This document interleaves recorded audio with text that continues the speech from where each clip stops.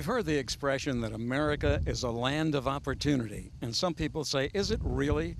Well, today we have an example where someone took that opportunity to develop a huge business, a multi-million-dollar business, right here in western Pennsylvania, in Butler County, in Portersville, Pennsylvania.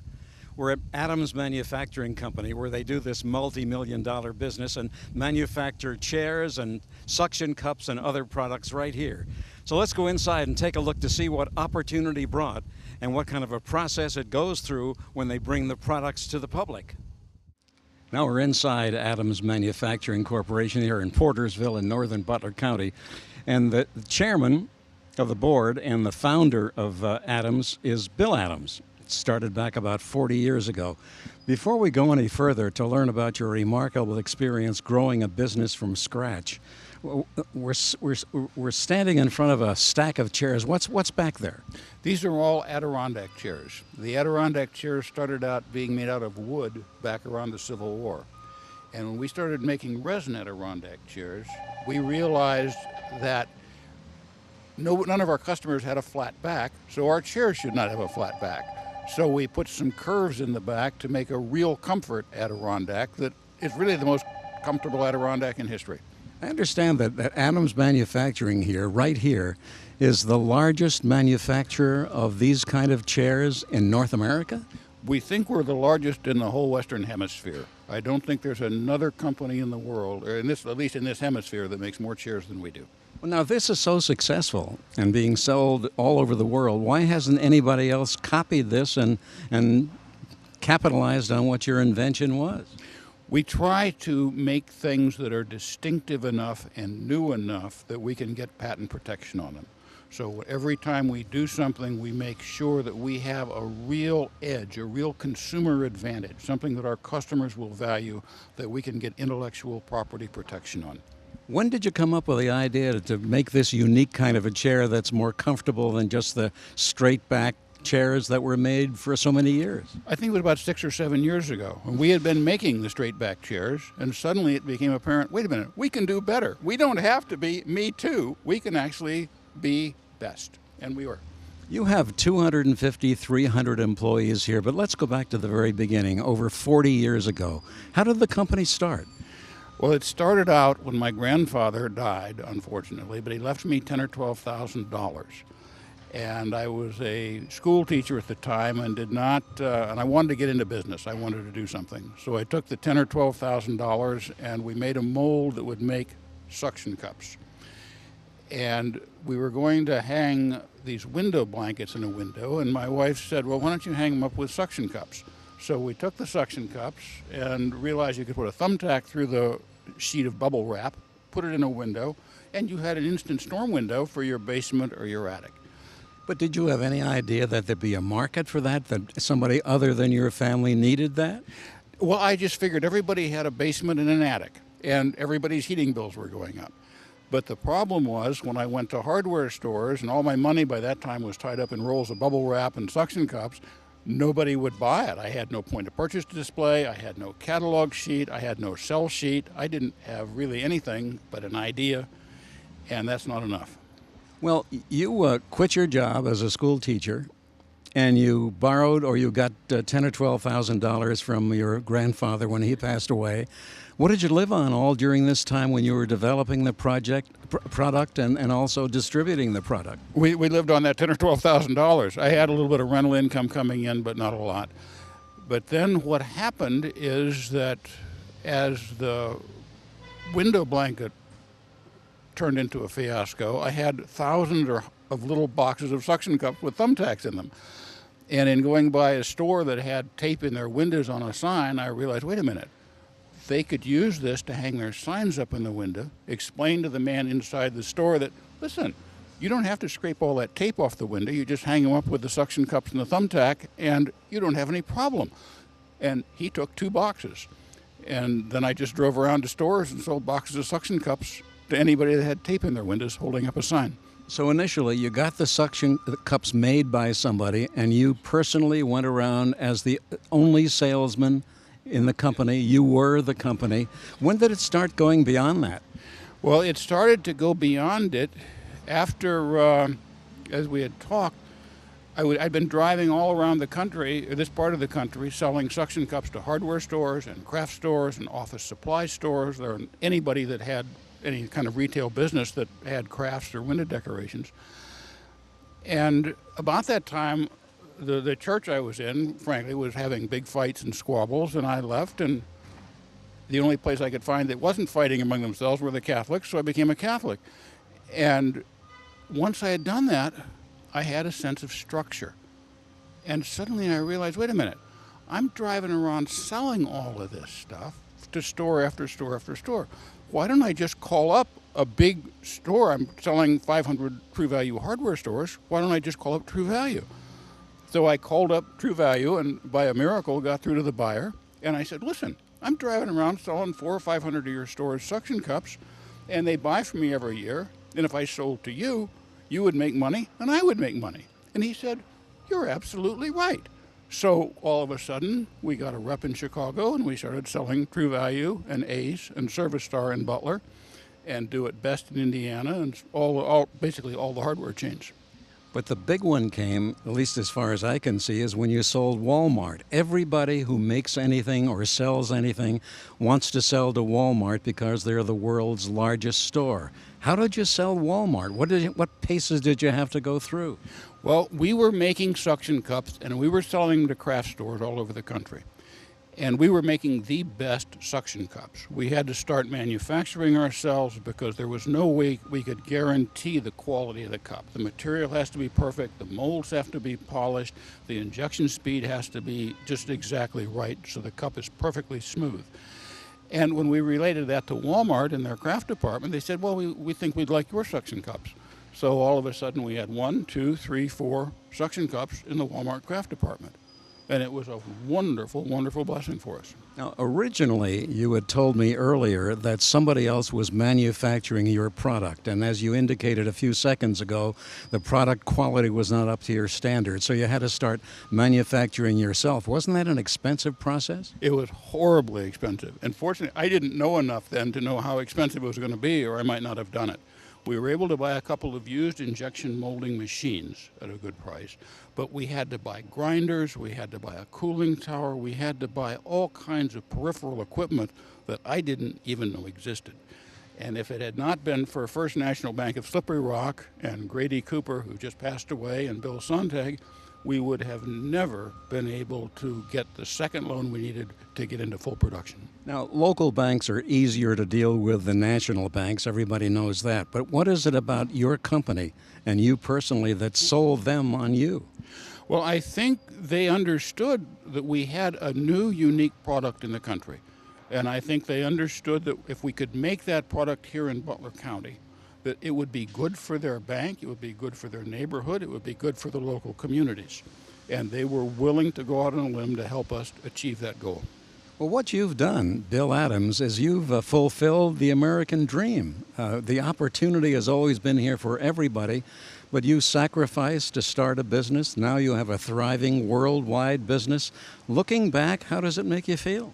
It makes me feel grateful. I mean, we have been blessed. We have been blessed with some of the most wonderful people I've ever met in my life who help us get this stuff done every day.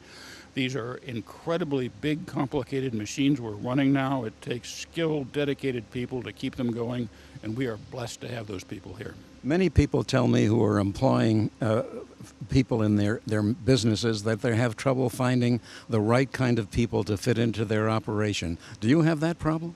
We have a problem finding people who really want to earn a good living and don't mind working hard to do it. And there's just so many other avenues that people take that really turn into dead-end streets. It's a good, solid job. It's a good, solid beginning. And there's an awful lot of families here who are being supported by what we're blessed to provide. Bill, other than the Adirondack chair, what other products do you make here? We make a low-back chair, we make medium-sized chairs, we make large chairs, we make a big easy chair with a cup holder in it that's the biggest, most comfortable resin chair that's ever been made. We make chase lounges, and for the last 2 or 3 years, we have been making the world's first and only stacking rocking chairs, which are very, very popular. Bill, we want to take a look around the plant and talk to some people involved with the operation here to learn some more about Adams Manufacturing Company. And we appreciate your inviting us out. Larry, it's a privilege to have you here, and it's just a pleasure to see you again. It truly is. Adams Manufacturing here is a multi-million-dollar business. They do business, as we said earlier, all over the world. And Dan Stainer is the director of marketing. Now, Dan, how do you let people know that you're here, and how do you let people know what you have to offer? Well, I mean, everyone in the community certainly knows about Adams Manufacturing because we've been a big player in the Butler County area for a long, long time. In terms of the industry itself, we've been selling into the big boxes like the Walmart and Lowe's, Target and others for many, many years, so we're an established player. But as a company, we don't directly sell to consumers, even though consumers may actually visit our website. Now, when you're looking for new business, obviously you're not in every business in the country. You've got the Walmarts, you've got the Targets, you've got the Lowe's, you've got the Home Depot. What bigger stores are you going after now? Well, you know, here's the thing. Even though we may be an established player in like Lowe's and Amazon and others, we constantly have to reinvent ourselves because buyers are constantly turning over. So every year we have to present new products, new pricing, and new ideas in front of these buyers and constantly be selling our benefits to them on a monthly basis. I know every industry has trade shows. Yeah, so I'm sure you go to trade shows, quite a few of them every year. What do you do at the trade show? How do you display your product? How do you convince people to buy them? Well, that's a great question. A lot of companies come into trade shows and they spend a lot of money at trade shows, but they don't do enough to bring people in. And we are very aggressive in our marketing. We send out invitations to all our buyers. We do advertising. We do sponsorship like belly bands on directories. We do ads. We do web stuff, trying to get them into our booth, and we're always trying to create exciting new themes, and we're sending out invitations and hosting luncheons and numerous activities to try to get them into our booth. You've got a number of products, and I know these chairs are probably one of your biggest. What are the big sellers at the trade show? Well, we're North America's largest producer of outdoor resin furniture, and our flagship product is our Real Comfort Adirondack chair. But we also sell rockers, we sell suction cups, we sell Christmas products that can attach Christmas bulbs onto shingles and gutters. So we sell a wide variety of products spanning multiple categories. When you go to a trade show, are you known to everybody who comes? Yeah, a lot of people know us because we've been around for a long time and we have a stellar reputation. But again, we're always getting new buyers into our booth and we're always having to reinvent ourselves. But when they see what we offer, and we offer real high quality made in USA products, but at a very nice value that really appeals to a lot of the end consumers that would buy their products. Well, many times we hear that China or other companies can make things cheaper because their labor costs are so less and every other cost is so much less. How do you compete with that? Well, first of all, they labor may be cheaper in certain circumstances, but we look at the landed costs. The landed costs are how much it costs to actually get it overseas, and when you add up all the costs, it's not as different as you think. But what we offer is substantial quality, better quality, made in USA products, and also American-made innovation. All of our products are invented here in the United States, and people want to buy products that are made by Americans and for Americans. Now, you were talking about innovation and innovative products. What other products do you make here and sell? Well, we make suction cups, we make wreath holders, we make little magnet men, we make rockers, we make low back chairs, high back chairs, we make tables, we make bar stools. I mean, the list goes on and on. We're going to talk about quality, as we have just a few minutes ago with the manager of this whole physical operation.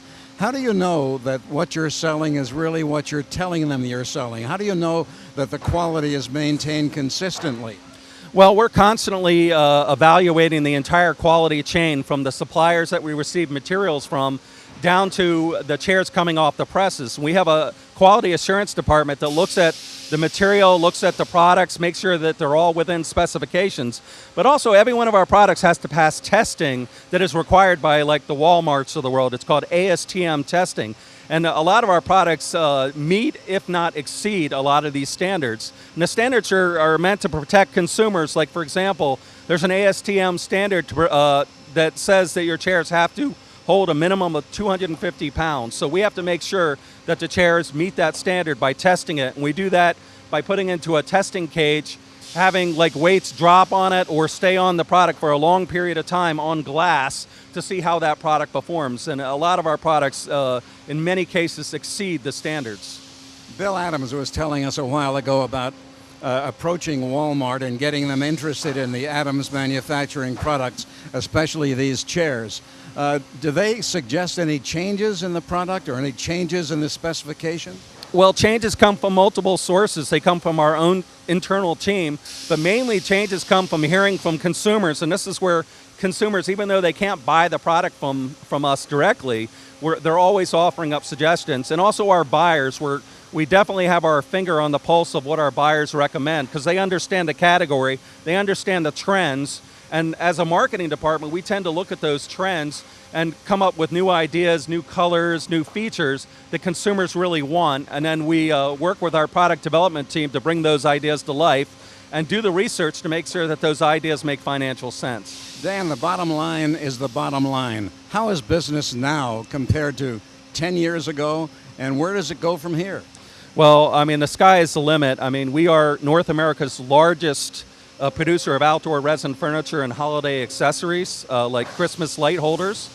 But that doesn't mean that we should rest on our laurels. We're constantly reinventing ourselves. For example, we just came out with a new Big Easy line of furniture that is basically holds more weight. It's bigger proportions, easier to get in and out of, holds more weight, has a built-in cup holder, even holds a glass of wine. So these are innovations that consumers have been asking for, and we're delivering products that help enhance their lives. Who is it in this operation that comes up with the idea for a new product? Well, I think it's just about everyone. I mean, Mr. Adams and his son, Bill Adams Jr., are very instrumental. Our CEO, Tom Lombardo, also comes up with a lot of great ideas. And then the marketing department, the sales department, I mean, you never know where you're going to get the next new idea. It could be from your neighbor, it could be from a trade show, it could be talking to a buyer, but we're constantly listening to what the marketplace has to say and trying to reinvent ourselves because our attitude is a chair isn't just a chair. You know, it could be something more, and that's why, like Mr. Adams added in the lumbar support, we're adding in cup holders. Even our next iteration of chairs has a smartphone holder. How do you know, Dan, that an idea that originates here is going to sell? How do you test it out? Well, we do focus groups. We're constantly doing a lot of marketing research, and we're getting consumers in a room and basically taking off all the labels, getting the competitive products, and asking them what features and attributes are most important for you. What motivates you to buy the product, and what do you look for in a product? How long does it take from the idea period, let's say today somebody comes up with an idea, till actually testing it and going through your focus groups and whatever other processes you follow, till you put it on the market? I would say 6 months to a year to really do it the right way. We don't rush to just produce a product. We look at the competitors. We look at what the trends are. We're talking to our buyers. We're basically looking at the gaps in the marketplace to see, you know, what is missing from a product standpoint, and is there an actual need for it, and how should it be priced? What features should it have? And is there a feasibility to actually produce it? I mean, you may have a great idea, but that doesn't mean from an engineering standpoint it would be cost effective to do so. Do fluctuations in the economy have an effect on your business? Well, I mean, I think to some extent we are a value-oriented product, so I wouldn't go so far as to say that we're recession-proof, but certainly when people are actually during a recession, people are looking for furniture that looks great, that gives them an upscale look, but at a very good values. Dan, thanks very much. You're welcome. Thank you for having me. Let's find out how all of this material here at Adams Manufacturing is manufactured. Dave Fountain is the plant manager. How long have you been with Adams? Going on 30 years. Now, you didn't start as plant manager. How did you start? How'd you get your first job here? No, I started in maintenance and process technician. Were you surprised what you saw when you came in here? Not really. I had already worked in processing for 9 years prior. It was just a different kind of product. Now, the major product here, like the ones behind us, is a chair, a special kind of chair. Describe why the chair is so special. Well, it's designed to be ergonomic. Comfort, of course, is the number one thing with any chair. and the way we do it, we make it so that it stacks. Okay, now let's talk about how these chairs are manufactured. Right behind us is a huge machine, and I see chairs coming out of the bottom of it periodically. First of all, how long does it take to make one chair? It takes about a minute to make a chair. So how many chairs would you make in a year's time or a month's time? Well, I can tell you we can make about, off of one mold, we can make around 13 to 1400 per day. Is this a 24-hour operation here? We are 24/7 as far as being open, but the products vary. The busy seasons vary from Christmas and furniture, and sometimes, for a few months we're running both. Let's talk about the process. I hear some people right next to us here banging on one of the chairs. What are they doing? Well, what they're doing is they're basically taking the chair, checking it inspecting it for quality, doing if there's any trimming that might need to be done. We try not to have that. And then they're inserting feet, which basically keeps the chair to hold a lot more weight. You'll see that in most resin furniture. And then they're putting a label on it and stacking it and getting it ready for to be wrapped up to be shipped out. How many people are in the plant here at this very moment? Well, at this very moment, we probably have somewhere around, I would say, 80. And this goes 24 hours a day, so we're talking about 250, 300 people working at Adams? In all the buildings, we probably have about 275 employees. Let's talk about the process of actually making the chair. What's that huge machine behind us? Well, that's an injection mold press. We can put different molds in there and make different products. But we are an injection molding facility, and that's all of our manufacturing. What kind of material do you put in to end up with a chair? Well, a chair, for example, is made from polypropylene resin. Comes in pellet form. We have it brought in here by tanker. It then is moved by vacuum to the machines. Once it's at the machines, we put our blends of different materials and colors together and such, and additives. It mixes it up. It goes down the machine throat. It then is extruded with a screw, and it augers the material to the front of the machine. As it's doing that, the screw is going back. Once the mold closes, that screw then plunges straight forward through a nozzle into a gate of that mold, and it'll form whatever part that we have that cavitation for. And it comes out at the bottom and looks like a chair. Comes out just looking like a chair. Now, are there many times when you have to reject what the final product is? Well, on occasion we have some flaws, but most of our material, the chairs that we would scrap, is basically from color changes, because we can change colors in a matter of about 15 minutes. I know that quality control is always important, and consistency is important because of the quality control. How do you make sure that every chair or every product in Adams Manufacturing comes out the way it's supposed to? Well, we do strenuous testing on all chairs. Not every single chair, but we take a lot, and we'll test chairs every day. We check our parameters, and we just know the physical properties of the chair, and we are constantly just checking for any kind of defect or anything of that sort. Are the machines, do they have to be maintained? Sometimes does a machine have to be adjusted after a period of time? Well, just like any other machine, everything needs to be adjusted, calibrated, maintained, preventive maintenance things done to it. We have a pretty good program here where we make sure that our machines stay within spec. The process itself, just there are a lot of elements, and not, besides the material that could we might need to adjust the actual process of how fast it shoots, or how slow, or how much pressure, depending on a lot of variations. Seeing this manufacturing process every day with chairs and all the other products that you make here, do you ever look around and see maybe there's a better way of doing something? Well, we're always out for continuous improvement, without a doubt. We look at different things, regularly. It could be on how a chair is made, it could be on how a chair is stored, how it's wrapped. We're just looking for ways to do things better, and that's what the whole continuous improvement's all about.